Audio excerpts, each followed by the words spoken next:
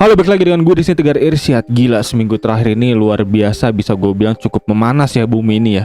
Dimana info terakhir ada Rafah yang katanya diserang ya oleh Israel secara membabi buta. Dan dimana kita tahu notabene si Rafah ini adalah wilayah terakhir untuk para pengungsi Palestina nih untuk bisa kabur gitu. Jadi udah makin ke selatan dan ini malah diserang lagi gitu oleh Israel. Ini benar-benar adalah serangan yang keji dan juga bahkan dikecam oleh banyak negara gitu di dunia. Dan di sini gue mau membahas salah satu tweet yang luar biasa membuat gue tertegun ya. Ada salah satu tweet kemarin gue lihat menyebutkan dari Nabil Shah di sini. Nabil Shah ini bisa gue tahu adalah geopolitik dan dia bilang 2024 will be the most dangerous year since 1939. From the Middle East to Europe, there are powder kegs ready to explode. Dari Timur Tengah sampai Eropa akan ada tong misiu yang siap untuk meledak. Ini adalah statement yang berani dan juga gue jadi penasaran ya. Tahun 1939 itu apa dan kenapa bisa dibilang mirip sama 2024 ini. Yang dimana notabene kita harus tahu ya, 1939 itu adalah 1 tahun sebelum Perang Dunia Kedua pecah. Dan cukup mengagetkan juga ya, tahun 2024 ini dibilang sama dan juga bahkan lebih parah dari tahun 39. Dan waktu itu gue cukup penasaran ya, apa yang membuat orang ini bisa-bisanya gitu bilang 2024 ini lebih parah dari tahun 1939. Dan waktu itu udah gue kumpulin data-datanya dan juga udah gue baca banyak yang memperkuat argumennya Nabil Shah ini yang cukup membuat gue kaget juga. Dan untuk itu langsung aja kita masuk ke videonya, let's go.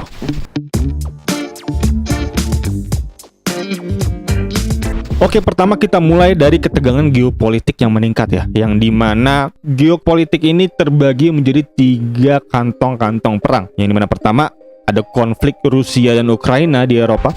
In the northern Ukrainian city of Kharkiv, 2 glide bombs hit the building on Saturday, and some people are still missing. Perang yang berlanjut antara Rusia dan Ukraina ini nggak hanya mengacaukan kawasan tersebut ya, tetapi juga memiliki implikasi global, yaitu eskalasi dan efek limpahan bisa meningkatkan ketegangan antara kedua kekuatan besar gitu, antara NATO dan Rusia. Yang kita tahu sejarahnya bahwa Rusia ini dengan Pakta Warsawanya udah selesai, itu sungguh sangat dikecam sebenarnya sama Rusia untuk posisi saat ini, dan Rusia sangat tidak mau gitu untuk bisa berbatasan langsung dengan NATO. Yang dimana kita tahu ya bahwa alasan Rusia untuk menyerang Ukraina adalah untuk meminimalisir implikasi konflik langsung dengan NATO di garis perbatasannya. Yang dimana kabarnya kan Ukraina udah mau masuk NATO ya, di bawah kepemimpinan presidennya sekarang. Jadi itu salah satu konflik yang bisa gue paparkan. Dan selanjutnya kita masuk ke konflik selanjutnya, kantong perang selanjutnya yang kedua ada di Asia, dimana di sini ada Cina dan Taiwan dan Laut Cina Selatan, termasuk kita Indonesia. Yang dimana sebenarnya hubungan Cina dan Taiwan ini juga emang sebenarnya cukup tegang banget ya di 1 dekade terakhir ini. Dan ketegangan ini semakin meningkat, yaitu dengan keterlibatan Amerika Serikat di belakangnya Taiwan. Dan ini sebenarnya bisa memicu konflik besar ya di wilayah Asia Pasifik. Dan juga bahkan info terakhir, Cina melakukan latihan perang besar-besaran di wilayah Taiwan. Dan kabarnya juga yang belum bisa gua verifikasi juga sebenarnya, tapi info yang beredar menyebutkan bahwa Cina siap menyerang Taiwan dalam waktu dekat gitu, dan bahkan exact disebut bulan Juni gitu untuk menyerang Taiwan, menginvasi Taiwan. Dan selanjutnya kita masuk ke kantong perang yang ketiga, di mana di sini ada kantong perang di Middle East, Timur Tengah, yang bisa kita tahu sekarang Rafah sedang berkecambuk dan seluruh dunia sedang melihat gitu kekejaman Israel terhadap Rafah. Dan juga konflik ini memang konflik yang sangat sulit untuk diurai, dan potensi konflik yang tinggi ini bahkan melibatkan negara-negara sekitar juga. Yang kita tahu ada Iran di situ yang kemarin presidennya meninggal juga, yang dimana penuh dengan tanda tanya sebenarnya ya, seorang presiden bisa meninggal dunia dalam helikopter alutista terbaiknya gitu. Gue cukup mempertanyakan hal itu, walaupun memang sudah dikonfirmasi bahwa itu memang kecelakaan. Dan juga wilayah-wilayah sekitar seperti Mesir yang kabarnya juga kemarin sempat bersitegang dengan tentara-tentara Israel dan menyebabkan 1 orang tewas ya untuk tentara Mesir kemarin, bisa gue lihat di berita. Dan konflik ini semakin memanas nih. Yang paling paling panas tentunya di beberapa minggu terakhir ini, dan itu salah satu ketegangan geopolitik yang melandasi statement 2024 lebih buruk dari 1939. Dan sekarang mari kita beralih ke tantangan ekonomi yang kita hadapi dalam situasi 2024 ini. Tentunya kita tahu ya, resesi global masih mengintai kita, dan bahkan kekhawatiran tentang potensi resesi global ini meningkat ke negara-negara besar. Salah satunya Amerika Serikat juga dengan Fed-nya dia, karena didorong dengan inflasi yang cukup sticky, cukup lengket dan gak mau turun. Dan ditambah lagi tingkat utang Amerika Serikat yang sangat tinggi ini tentunya membuat resikonya untuk Amerika gagal bayar gitu. Dan perlambatan ekonomi di negara-negara besar juga cukup turun karena memang situasi perang yang membuat mereka ini, negara-negara besar ini, harus mengalokasikan dananya lebih ke perang gitu. Dan ada satu statement juga sebenarnya yang gue cukup takutin ya, adalah kabar bahwa Amerika Serikat harus menumpahkan perang hanya demi bisa melunasi hutangnya. Itu gue belum bisa konfirmasi secara verified tentunya, tapi info ini cukup masuk akal juga karena Amerika sebenarnya punya dana cadangan untuk perang ya. Jadi dana darurat gitu yang bisa cair hanya ketika perang aja gitu. Jadi konspirasi seperti itu mungkin bisa membuat situasi ini semakin memanas gitu ya, yang kita tahu. Jadi ya gue harap itu tidak terjadi tentunya, dan dunia bisa kembali baik-baik saja. Dan negara-negara besar lain seperti Cina, Iran, Rusia juga udah mulai pindah haluan untuk bisa masuk ke sekutu yang baru, yaitu BRICS. Jadi tentunya ini semakin meruncing ya untuk kita bisa terpecah di dua skup yang besar gitu, dua sekutu yang besar, sekutu NATO dan sekutu Rusia. Jadi ini benar-benar mirip dengan tahun 39 yang memang terpecahnya dualisme pendapat seperti halnya kayak di Palestina dan Israel tentunya. Negara Amerika dan India yang tentunya di belakang Israel melawan negara Palestina yang tentunya lebih banyak backingannya di seluruh dunia.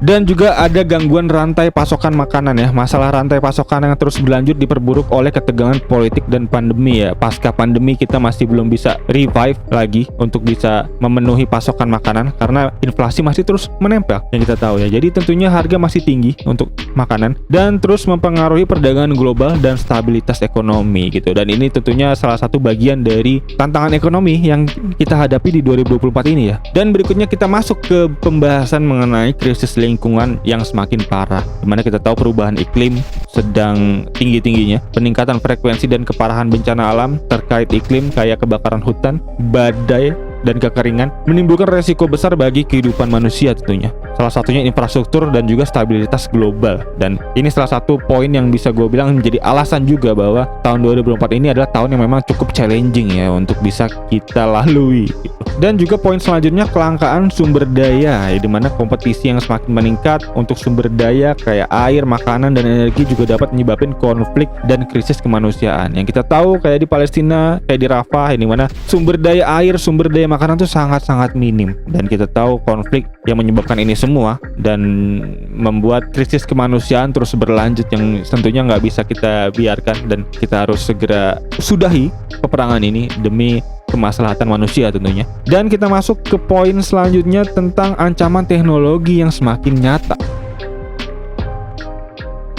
Yang kita tahu ya, ada AI tentunya membuat ancaman itu makin datang gitu, makin dekat ya. Dan bisa gue bilang salah satunya adalah keamanan cyber di sini. Peningkatan serangan cyber nih makin gede gitu, menargetkan infrastruktur kritis pemerintah dan juga perusahaan swasta gitu. Dan merupakan ancaman yang bisa gue bilang bukan ancaman yang kecil ya. Ini cukup genting juga karena kita nggak pernah tahu ya untuk ancaman cyber ini bisa mengakibatkan infrastruktur pemerintah yang krusial, contohnya kayak nuklir dan lain-lain, bisa dikendalikan oleh cyber security hacker kayak gini gitu. Jadi tentunya keamanan cyber ini semakin mengerikan, terlebih lagi adanya AI sekarang.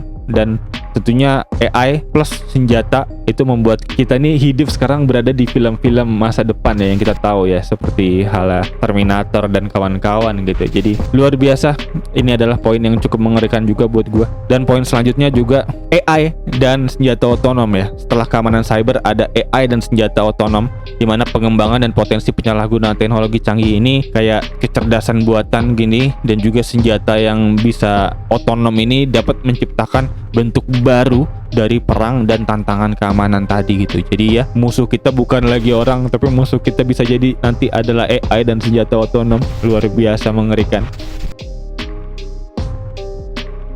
Dan poin selanjutnya yaitu adalah ancaman dari pandemi dan krisis kesehatan. Walaupun kita memang udah lewat ya dari pandemi kesehatan, tapi bukan gak mungkin ya dampak COVID-19 ini memiliki potensi varian-varian baru gitu. Dan bisa jadi bukan hal yang gak mungkin ya untuk pandemi-pandemi selanjutnya bisa terjadi lagi. Jadi ini membuktikan ya bahwa suatu hal yang gak pernah kita sangka-sangka itu bisa beneran terjadi, kayak di COVID-19 kemarin kita 2 tahun tidak bergerak membuat bumi benar-benar stop ya. Dan ya luar biasa itu situasi yang tidak pernah terbayangkan. Dan bukan gak mungkin poin ini yaitu pandemi bisa menjadi ancaman juga ya untuk di perang selanjutnya gitu. Emang kalau emang perang dunia ketiga pecah, bisa jadi pandemi adalah salah satu senjata yang digunakan ya, dan kita tentunya nggak mau ya, karena itu adalah rakyat yang dikorbankan tentunya, dan luar biasa sangat keji ya untuk bisa dilakukan.